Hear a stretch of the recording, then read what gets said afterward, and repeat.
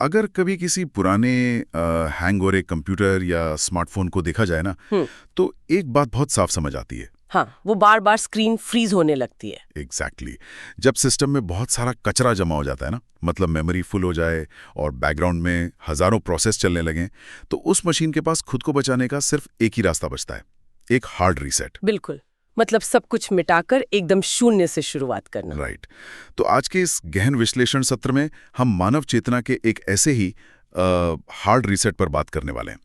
आज का जो हमारा मुख्य विषय है वो 24 अप्रैल 2026 की एक विशेष मुरली का वैज्ञानिक और आध्यात्मिक डिकोडिंग है।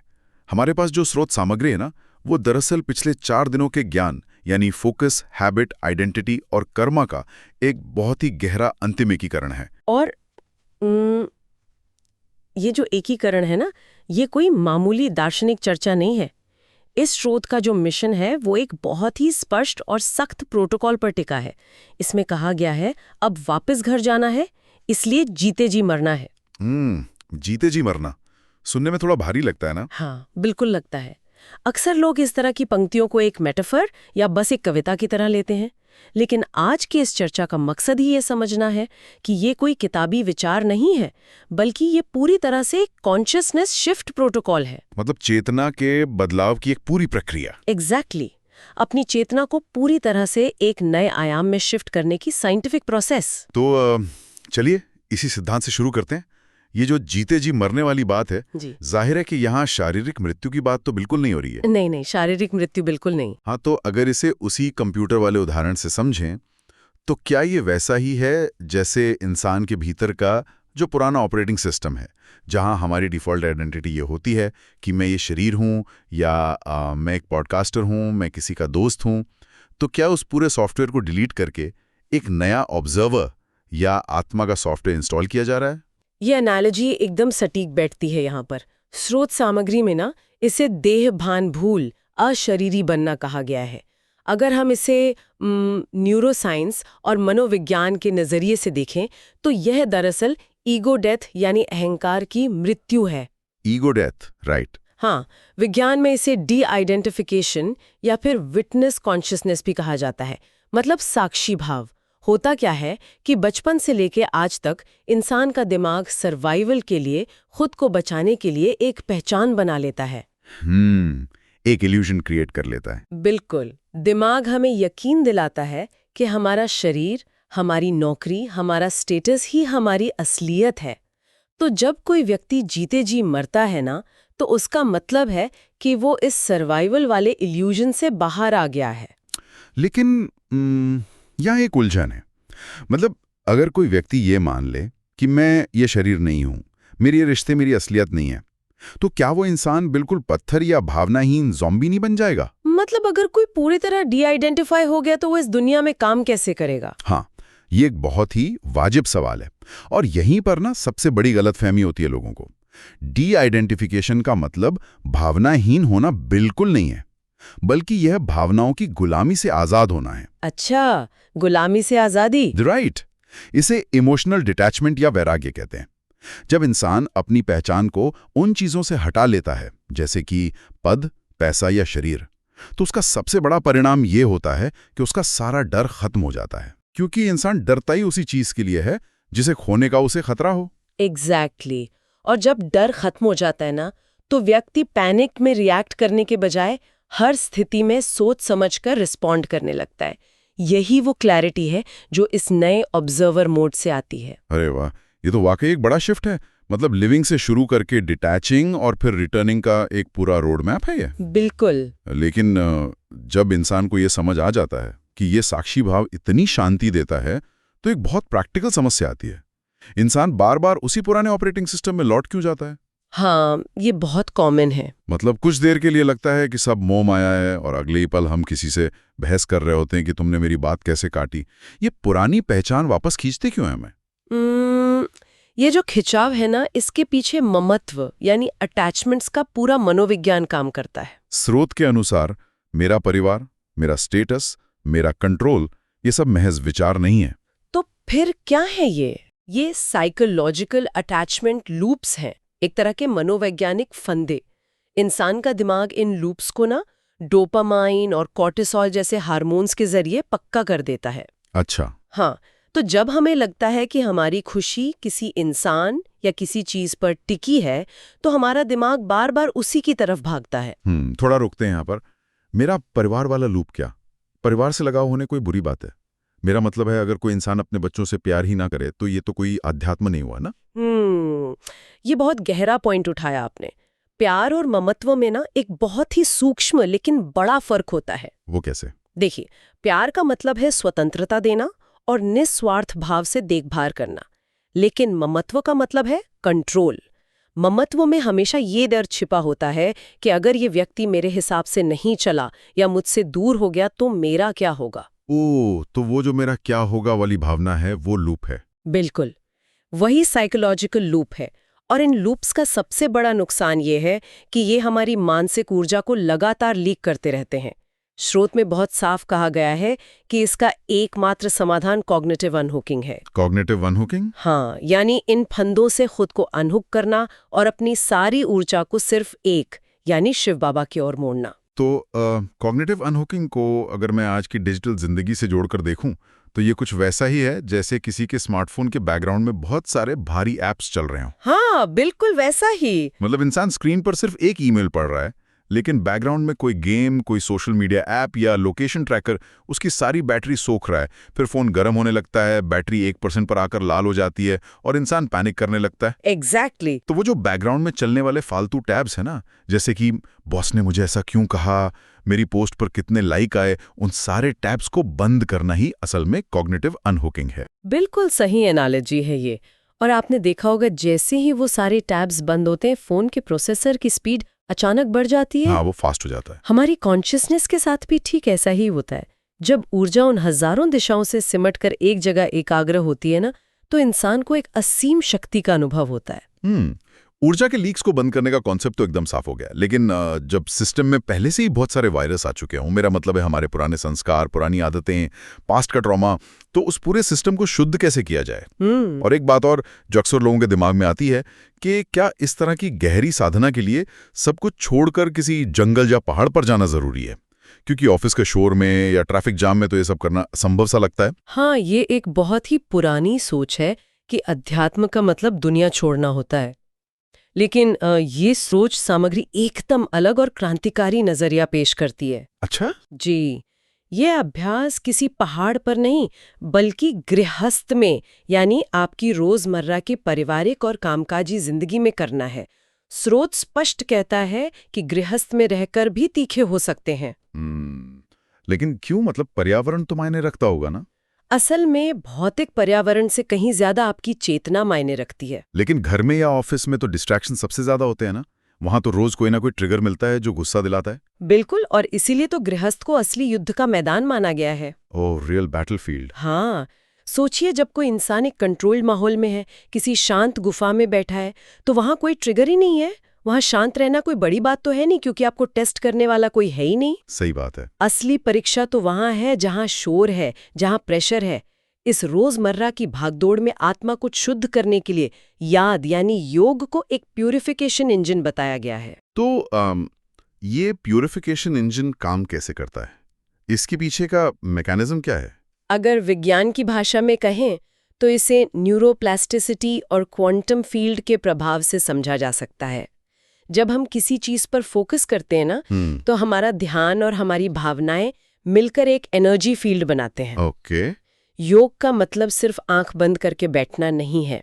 जब व्यक्ति अपना ध्यान उस सर्वोच्च चेतना पर केंद्रित करता है जिसकी फ्रीक्वेंसी सबसे शुद्ध है, तो उस उच्च फ्रीक्वेंसी के संपर्क में आने से इंसान के पुराने बिखरे हुए संस्कार टूटने लगते हैं। मतलब नए पैटर्न्स बनने लगते हैं। बिल्कुल, जैसे किसी गंदे पानी को रिवर्स ऑस्मोसिस के फिल्टर से गुजारा जाए तो गंदगी पीछे रह जाती है और साफ पानी आगे आ जाता है। अरे वाह!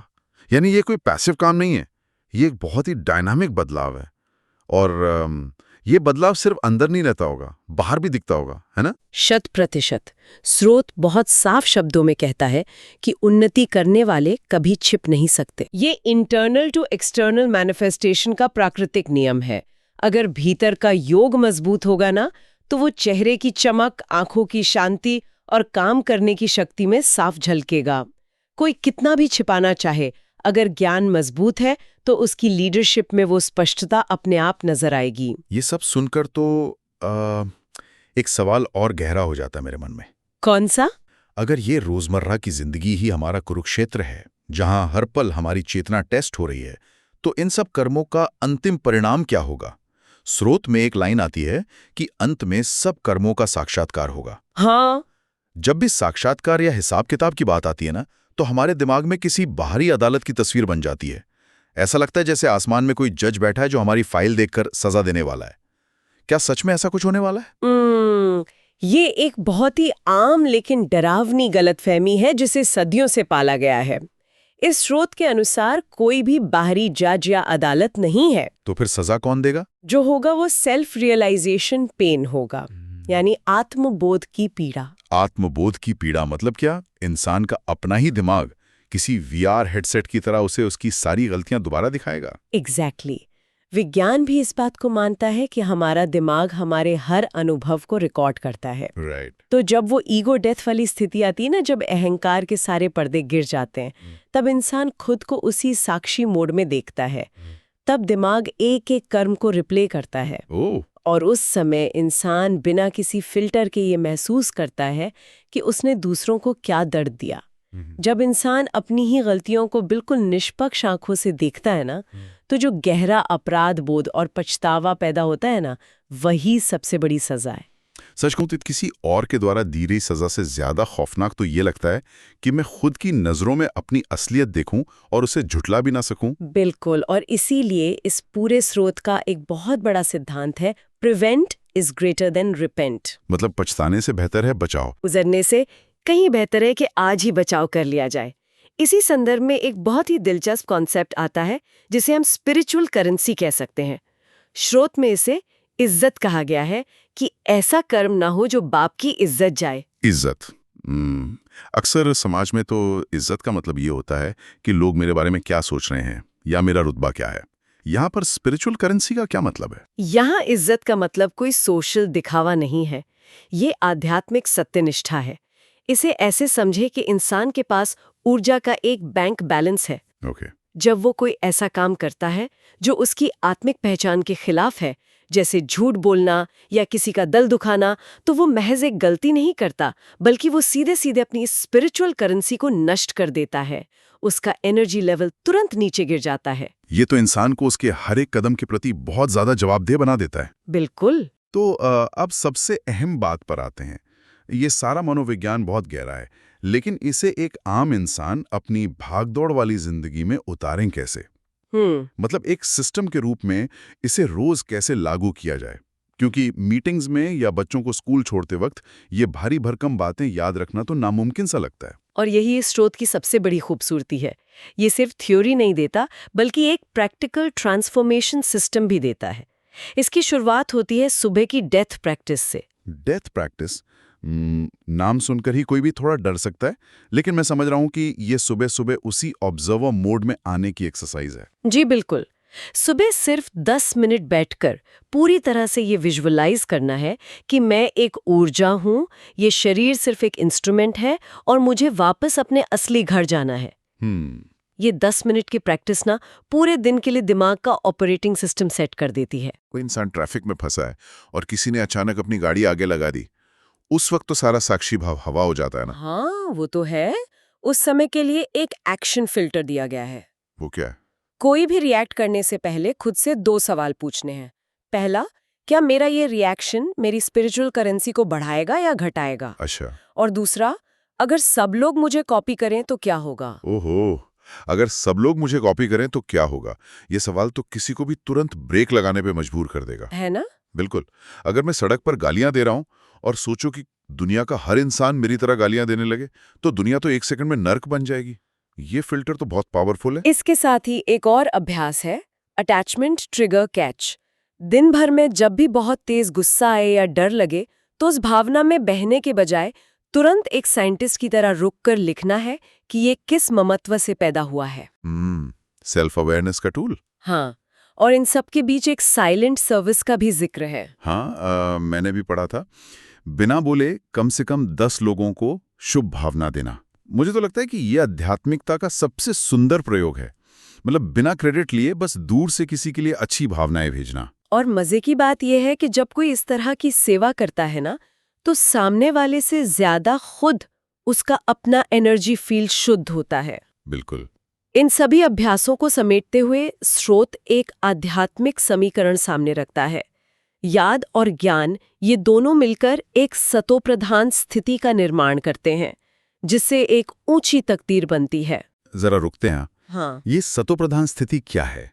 इसे थोड़ा आसान भाषा में समझते हैं। सतोप्रधान स्थिति को आप चेतना की वो अवस्था मान सकते हैं जहां शून्य मानसिक घर्षण होता है, मतलब जीरो मेंटल फ्रिक्शन। ओके। इंसान के अंदर कोई द्वंद्व नहीं होता, कोई कंफ्यूजन नहीं होता। जब तक अटैचमेंट है तब तक फ्रिक्शन है। जब अटैचमेंट खत्म हो जाते हैं तो वो शुद्ध सतोप्रधान अवस्था आ जाती है। इस पूरी प्रक्रिया में एकमात्र मेहनत अपने माइंड को स्थिर रखना ही है। बाकी सब बहुत आसान है। तो अगर हम इस पूरे विस्तृत विश्लेषण का एक अंतिम सार निकालें ना, तो वो उसी एक वाक्य में सिमट जाता है जहां से हमने शुरुआत की थी, मरना सीखो तभी जीना सीखोगे। बिल्कुल। जब इंसान अपने इस झूठे अहंकार को मारना सीख जाता है तो ममत्व खत्म हो जाता है, और ममत्व खत्म होते ही सारे डर वाष्प बनकर उड़ जाते हैं, और जहां डर नहीं होता वहीं से जीवन की असली शक्ति शुरू होती है। Exactly. यही इस पूरे कॉन्शियसनेस शिफ्ट प्रोटोकॉल का अंतिम सत्य है।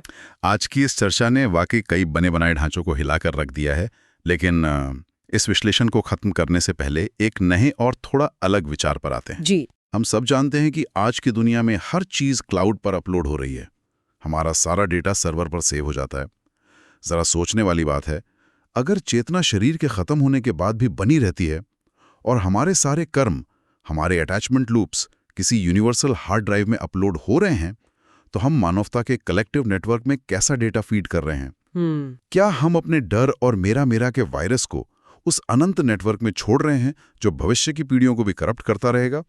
या फिर हम खुद को शुद्ध करके उस ग्रिड में एक साफ स्थिर ऊर्जा अपलोड कर रहे हैं? अगर सिर्फ एक इंसान के अपने फंदे खोलने से पूरे ब्रह्मांड में एक नई रोशनी जा सकती है, तो हमारी रोजमर्रा की छोटी छोटी चॉइसेस पूरे अस्तित्व के लिए कितनी मायने रखती हैं? बहुत गहरी बात है ये। तो इस गहरे सवाल के साथ आज के इस गहन विश्लेषण को यही विराम देते हैं। इस विचार को अपने साथ रखिए, खोज जारी रखिए।